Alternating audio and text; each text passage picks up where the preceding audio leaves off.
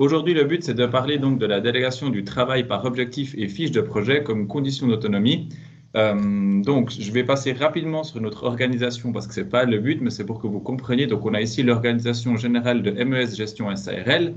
Et notre activité principale, c'est de la formation pour adultes, pour les personnes qui sont au chômage. Donc, on a plusieurs mesures du marché du travail. Et en fait, dans ces mesures du marché du travail, donc on a un fonctionnement par cercle, comme vous voyez là. Et puis, dans chaque mesure du marché du travail, dans chaque cercle qu'on a, ça va bien, on a en fait les propres objectifs du cercle et la propre raison d'être du cercle. Et en fait, donc, chaque cercle est en soi assez autonome.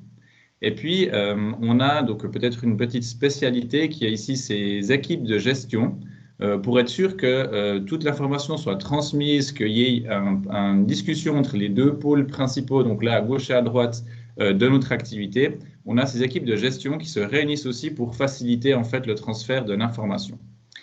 Et puis, on a eu un grand point, un grand questionnement, c'était une fois qu'on a posé en fait les raisons d'être de chaque cercle individuellement, qu'on a les objectifs de chaque cercle, on a eu vraiment ce problème, comment les réaliser? Rapidement, on a vu que dans le travail au jour le jour, on ne savait pas exactement la latitude d'autonomie, si on peut dire ça comme ça, que les collaborateurs avaient dans les cercles. Donc, on avait des objectifs, mais on ne savait pas si on pouvait les faire de manière complètement autonome, s'il fallait de temps en temps une validation ou une discussion avec d'autres cercles. Et puis, c'est un problème qu'on a rencontré très, très vite. Donc, comment est-ce qu'on a répondu à ce problème? C'est quelque chose que vous avez peut-être déjà vu aussi, mais on a en fait pris des niveaux de délégation pour chacun de nos objectifs. Donc, je vous montre d'abord les niveaux de délégation. Donc, en fait, par rapport aux objectifs qu'il y a dans chaque cercle, on a 5 niveaux de délégation, ce qui permet en fait d'appréhender la latitude d'autonomie qu'on a là-dedans. Alors, niveau 1, c'est très simple, ça arrive très, très peu souvent chez nous, c'est faites ce que je dis. En gros, vous n'avez pas le choix, il y a une demande, je ne sais pas, réservez-moi telle salle pour telle date, ça arrive très peu souvent. Le niveau 2, en fait, de délégation, c'est recherche et rapport. Donc là, on attend un travail d'analyse, un rapport assez complet sur un sujet ou sur un objectif, c'est quelque chose qu'on veut mettre en place. Et les niveaux les plus utilisés, c'est vraiment les niveaux 3 et 4, qui sont, on va dire, un niveau de semi-autonomie et d'autonomie. Dans le niveau 3, rechercher et recommander, vraiment ici, par rapport à un objectif donné, on attend de la personne qu'elle nous fasse, que le travail soit fait complètement, mais pour des questions de validation, par exemple, il y a peut-être validation d'un budget, il y a besoin d'un lien avec un autre cercle, ça interagit avec certaines personnes. Avant de passer à l'action, on fait une recommandation.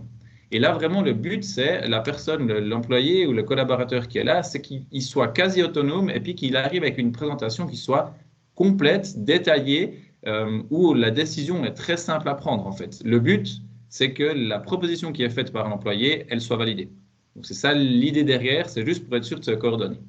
Et puis ensuite, au niveau 4, donc décider et informer, là, c'est une autonomie totale, avec une simple demande de transmission de l'information pour avoir en fait un degré de connaissance, d'information et de transparence qui soit le même pour toute la société.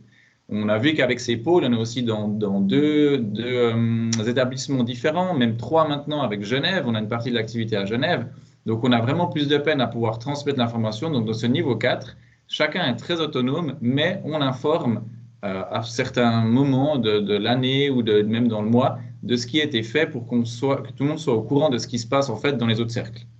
Notamment avec Genève, sinon on ne les voit pas régulièrement, on ne va pas tous les jours à Genève, donc d'avoir un peu ces points d'information. Et puis le niveau 5, c'est vraiment agir de manière complètement indépendante, sans aucun besoin d'informer. Donc là, c'est un niveau qu'on a rajouté après coup. C'est vraiment le niveau, on va dire, totale confiance. On part du principe qu'on sait que l'objectif va être atteint et comment ou quoi ou qu'est-ce qui se passe, ben, ça ne nous regarde pas parce que c'est vraiment interne, on va dire, au cercle de travail, au groupe de travail. Alors peut-être pour que ce soit un peu plus concret, je vais vous montrer. Donc on a vraiment pour le cercle, pour la boîte générale, la vision, les valeurs, les objectifs. Ensuite, pour chaque sous-cercle, on a ça.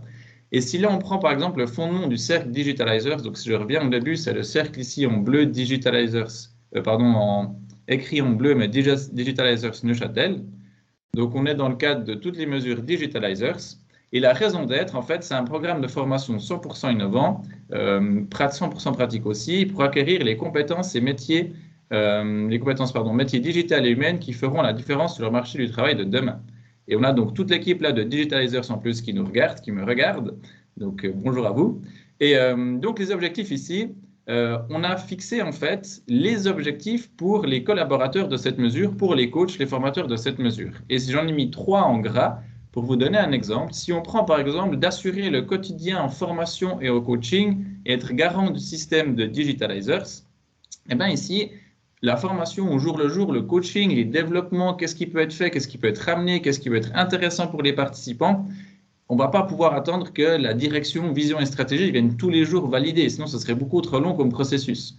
Par contre, notamment pour un besoin d'aider les collègues, de donner des informations, de pouvoir s'échanger des bons plans, eh ben, on va attendre des collaborateurs, des formateurs de Digitalizers qui donnent des informations de manière ponctuelle, c'est une fois par semaine, une fois par mois, ça dépend de quelles informations, de savoir qu'est-ce qu'ils ont fait, qu'est-ce qu'ils ont mis en place, qu'est-ce qu'ils ont modifié, comment est-ce qu'ils font l'information, pour que tout le reste de l'entreprise puisse quand même savoir si quelque chose évolue, comment ça se passe. Par contre, dans la création de la formation et d'assurer la formation au jour le jour, il n'y a personne qui vient mettre son grain de sel. Si on prend par exemple partager ses pratiques et expériences avec ses collègues, ben là on a du niveau 5. C'est un objectif qui doit être atteint. On part du principe qu'il sera atteint. Mais par contre, comment ça se passe? Qu'est-ce qui se fait? Quel genre de séance ils font? Est-ce qu'ils font une mise au vert? Est-ce qu'ils font une séance une fois par semaine? Enfin, ils font ce qu'ils veulent. Mais il doit y avoir ce besoin de partage de pratiques et d'expérience. Et puis, s'auto-former et se former en continu, par exemple, qui est là en gras, c'est le troisième, qui a un niveau de délégation 3. Donc, si on revient au niveau de délégation 3, c'est rechercher et recommander. En fait, on a ici un besoin de validation de budget. On a un budget général pour la formation et donc ça doit passer par le cercle finance et RH qui doit pouvoir valider s'il reste ou pas du budget. Et donc pour ça, la personne peut aller rechercher, proposer une formation et la décision doit être prise en commun avec le cercle finance et RH et éventuellement pour des plus gros budgets avec le cercle direction et stratégie. Donc ça vraiment, ça permet d'avoir des objectifs, donc chacun poursuit ses objectifs, mais il y a vraiment des degrés qui permettent en fait de laisser une certaine autonomie complète sur certains points ou de pouvoir justement au contraire rappeler qu'à certaines fois, il faut quand même aller s'informer, aller discuter avec d'autres cercles. Et puis rapidement, parce que j'arrive déjà, j'ai pris déjà presque trop de temps, on a aussi pour s'aider dans le cadre où vraiment on a un projet complètement nouveau, on ne sait pas forcément où on va, ou bien il y a un projet qui voudrait être mis en place et on a de la peine à devoir délimiter, est-ce qu'on est dans du 3, du 4, du 5 ou quel objectif ça va. On a créé une fiche de projet qui a le même, en fait, le même fonctionnement. Donc avec le mandant, ça peut être un autre cercle, ça peut être le cercle vision et stratégie, ça peut être des collègues qui nous mandatent pour quelque chose. Et ici, on a cette importance du degré de délégation. Et en fait, dans notre fiche de projet, on a toujours le degré de délégation, un objectif général, et puis ici des objectifs spécifiques qui sont des fois un peu compliqués à mettre en place parce qu'on ne sait pas où on va, mais ça permet en fait de donner une grande idée des étapes, des milestones en fait du projet, et puis de permettre à chaque fois, donc ces sous-objectifs, si c'est du degré 3, eh bien avant d'aller au sous-objectif suivant, il y a besoin d'une validation. Donc la personne fait son travail, recherche, recommande, et avant de passer au suivant, il y a une validation. Si on était dans du degré 4, où il faut informer, pour chaque sous-objectif, eh bien, au moment où il est atteint et validé, il y a une séance d'information pour savoir où va le projet. Et ça permet en fait vraiment d'avoir cette autonomie maximum avec juste ce moment de est-ce que je dois faire valider à quelqu'un, est-ce que je peux aller de l'avant et je dois simplement informer. Donc avec ces, on va dire, deux éléments, cette fiche de projet et ces degrés de délégation, on a vraiment réussi à amener une autonomie beaucoup plus importante au sein de MES Gestion. Voilà. Merci beaucoup, Fabrice. Avec plaisir. Alors, je vous laisse lever la main si vous avez des questions.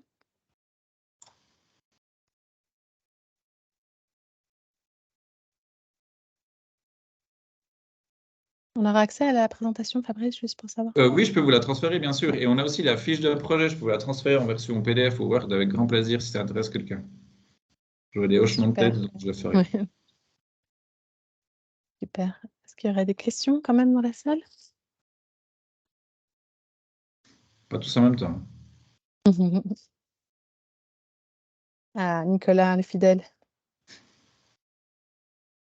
Oui, moi j'ai toujours des questions. Fabrice, merci pour cette présentation. Ça a l'air structuré comme ça, assez rigide, etc. Donc des fois, c'est toujours un peu le paradoxe hein, de donner de l'autonomie nécessite néanmoins des règles et une structure quand même assez forte. Est-ce qu'on arrive, en fait, est-ce qu'on survit à cette lourdeur de structuration, d'organisation, de précision, ou est-ce que finalement le processus devient plus lourd que le résultat quelque part? Est-ce que c'est pas Alors, perçu? C'est la perception, bien sûr, dont je parle, hein, la perception oui. des équipes. Oui, alors au contraire, en fait, c'est venu aussi des équipes. Donc à ce moment-là, quand on a aussi créé ça, moi, je commençais chez Digitalizers et j'avais vraiment ce blocage sur qu'est-ce que je pouvais faire moi-même ou qu'est-ce que je devais valider, etc. Et ça devenait tellement long, en fait, à poser la question, à trouver, à savoir, et j'étais tellement embêté avec ça, qu'en fait, là, c'est assez clair. Donc ça prend un peu plus de temps au début. Oui. Ça, c'est clair. Par contre, une fois que c'est cadré et c'est utilisé régulièrement par nos équipes, ça marche super bien. Ces fiches de projet, elles sont rédigées en ces 30 minutes, c'est réglé, validé et ça avance beaucoup mieux. Et on est vraiment revenu dans ça. On avait une autonomie assez complète, assez énorme, mais sans savoir où elle s'arrêtait. Et avec ce cadre, c'est comme tu disais, le paradoxe, ce cadre, il a vraiment permis en fait d'avoir encore plus d'autonomie parce qu'on est très au clair sur ce qu'on peut faire et ce qu'on ne peut pas faire ou les moments auxquels on a besoin d'aller voir un autre cercle, discuter validation ou parler en commun. Mhm. Donc c'est plutôt bien perçu. Merci. À terme, au début, c'était compliqué. Mhm. Ouais. On a une autre question de Frédéric.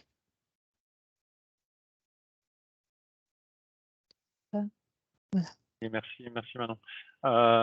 Fabrice, ouais, c'est une question qui est un petit peu complémentaire à celle de Nicolas, qui est la question de l'organigramme informel. Parce que quelle que soit la structure organisationnelle qu'on met en place, il y a un organigramme potentiellement informel qui se met en place. Et je me demandais, dans le cadre d'une organisation comme ça en cercle, comment est-ce qu'il se manifeste chez vous? Est-ce qu'il y a quelque chose qui se manifeste ou pas? Et s'il se manifeste, comment est-ce que ça se manifeste et comment est-ce que vous gérez ça? Organigramme informel, c'est-à-dire au-delà de ce qu'on a mis en place, qu'est-ce qui réellement se passe, notamment si nous voulons Voilà, éventuellement peut-être hiérarchie ou ce genre de choses. voilà, ouais. Ok. Alors, oui, ça se fait tout à fait naturellement, bien sûr, dans les équipes, dans les collaborations. On n'a pas une trace, on va dire, de l'organisation informelle, mais avec cette histoire de premier lien, ça fonctionne assez bien, en fait, avec ces premiers liens qui sont en fait des responsables de groupe. Et à l'intérieur du groupe, il n'y a plus vraiment d'organisation informelle. Donc, en fait, quand il y a une question, typiquement, est-ce que j'ai la latitude de faire ci ou de faire ça, la première personne qu'on va avoir, c'est le premier lien du cercle qui, généralement, lui-même a la réponse. Et si vraiment il n'a pas la réponse, ben, il a rapidement contact avec le premier lien du cercle, par exemple, vision et stratégie, qui lui peut aussi donner la réponse sur la latitude d'autonomie. Et en fait, de nouveau, grâce à l'identification de ces rôles, on a un mode de fonctionnement qui est assez rapide. Je sais exactement à qui je dois aller m'adresser pour avoir la réponse que je veux. Et donc, il n'y a pas vraiment, je dirais, de hiérarchie organisationnelle, si ce n'est, on a plus une hiérarchie informelle de compétences. À un moment donné, par rapport aux compétences, on va informellement savoir que c'est vers cette personne-là qu'on va s'adresser si on a besoin de telle ou telle compétence au sein d'une équipe, au sein d'un cercle. Est-ce que j'ai répondu à la question? Oui, merci. Super, merci.